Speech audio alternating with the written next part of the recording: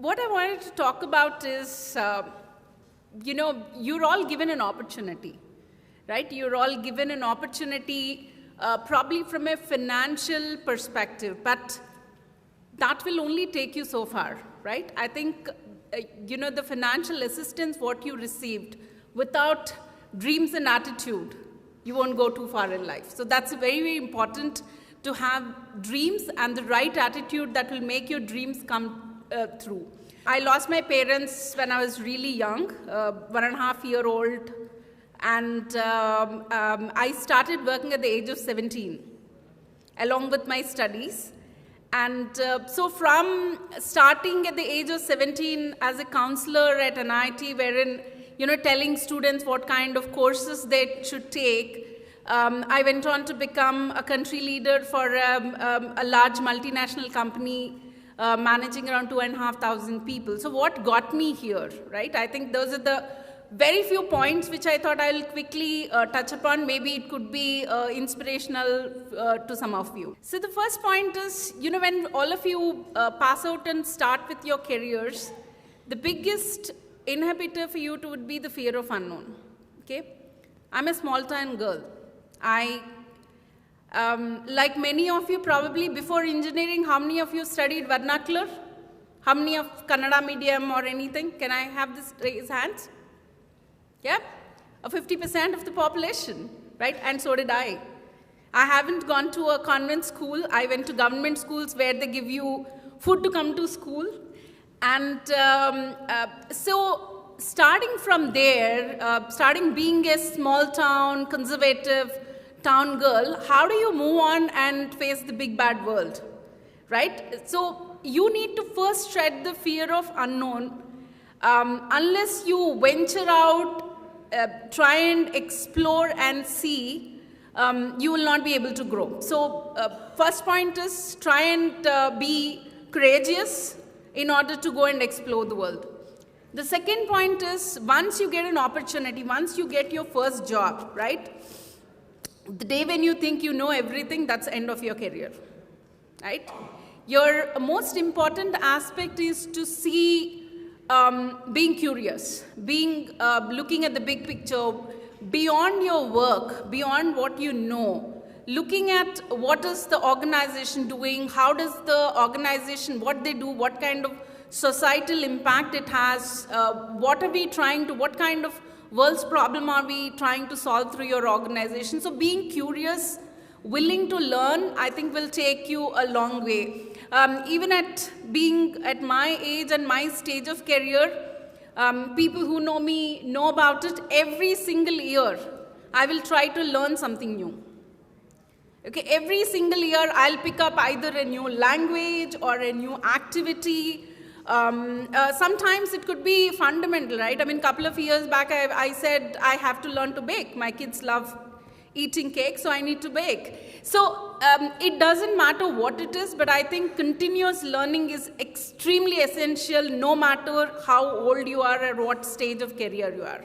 And the next thing is, no dream is too big.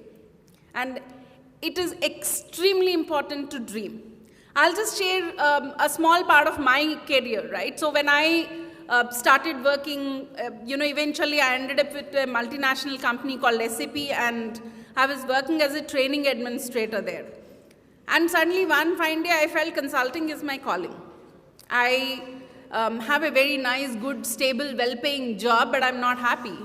When I'm not happy, I felt I could do more.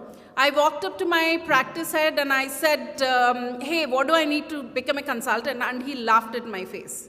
He said, are you joking? He said, with your education qualification and the kind of job what you're doing, you will never become a consultant, right? But I had a dream. I really wanted to make it into consulting. I saved for a year and I happened to take an education loan. I mean, of course, these guys are getting scholarships, but it was pre-2000. So I took 75,000 rupees education loan. I quit my job. I gave everything what I have. I paid 2.5 lakh rupees for a training program. I went on to become a consultant, and not only I went on to become consultant, I went and worked back with SAP. So the same person who laughed at my face looked at my determination and eventually hired, and I was one of the finest consultants, and I had a good long stint with consulting. So all I'm trying to say is, if I would have listened to him that day and say, you're not good enough to be what you want to be, that would have been the end of it. I would have remained as a training administrator for the rest of my life. So be willing to dream big, right? Unless you dream big, you know, a lot of people have this habit of creating a dream board. Do you know what is a dream board? It's about creating visual board of all the things you want to achieve in life, keeping it in front of you. That will keep you motivated day in and day out to get up, get going, and achieve what you want to do. Okay, so no dream is too big to achieve, so continue to dream. It's extremely essential to be successful in life. As you go on in life, there will be different situations where your skill set continuously need to change. I'll just give you an example. When I joined Cargill 4.5 years ago, I came from an IT background. So all my previous 20 years of experience has been IT space. And here I'm trying to head a company where IT is probably 25-30%, but rest all is finance, supply chain, and other stuff. So the first day I was thinking that, oh my God, I know nothing about finance. Okay, so in the last 4 years, I put a lot of effort to understand what these processes are, how does it impact, how does the businesses run. So I think it no matter at what stage of the career or life you are, you have to continuously learn, relearn, and sometimes unlearn, right? Because unless you let go of some of the baggages, some of the ways how we're taught, because the world is constantly evolving, world is continuously changing. So what is relevant today may not be relevant tomorrow. Today, we talk about, my son is 12-year-old, by the time he starts working, 80% of the jobs what we have today will not be relevant.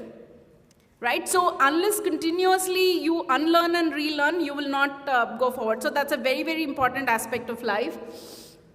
And one important aspect I want to talk about is self-esteem versus self-confidence. Do you know the difference? Anybody? Self-confidence is this, right? Coming and, you know, the girl who spoke beautifully some time ago, so she mustered a lot of courage. It is, self-confidence is about what is external, what are you showing it to the world. But self-esteem is your own self-worth in your own mind, which is, I think, far more important, right? It is about what you think about yourself. I've shared the story about somebody who told me I could never be a consultant, right? And if I would have believed that person and I said I can never be a consultant, I don't have a self-esteem. Self-esteem is about what you believe, what is inwards to you, which is extremely important. Don't let anybody tell you what you can't do. Okay, you need to define it for yourself. You need to believe in yourself. You need to have that self-esteem to go and achieve it. And last point is ambiguity is an opportunity, right? Because I was working with IBM. I was leading a team of close to 3,000-4,000 people, 3 global business delivery centers. And one fine day I said, this is it. You know, I've completed 10 years with this company. I need to go and do something else. So for the first time when I heard about Cargill, you know, it's a $110 billion organization, 152-year-old family-owned business. But in India, nobody knew what Cargill was. Okay.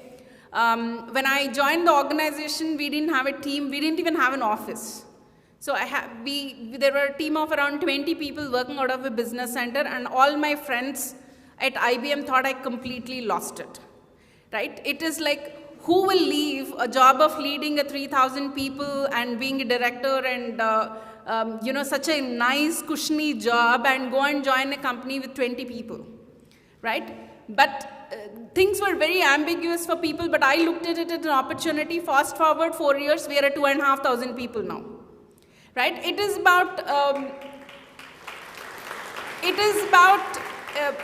you know, looking at opportunity when things are not clear. One thing you'll have to remember is when situation is ambiguous, when everything is not in black and white, you get to define your own path. You get to define what you can do.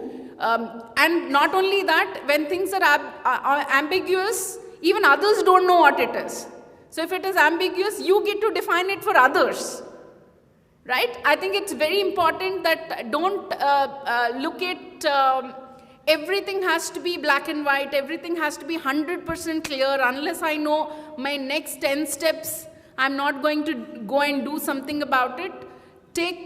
Because today, especially when you're students, things might be black and white, but once you step into corporate world, things are always going to be ambiguous. You need to really learn to deal with ambiguity. That is going to be a very important skill that you need to acquire to define, ambiguous situations and how to navigate through them. That's very important as you step into your careers. All the best. I'm incredibly proud that even as Cargill, we have decided to be associated with FFE, and we will be sponsoring a lot of students in the coming years. Okay, thank you so much for the opportunity today.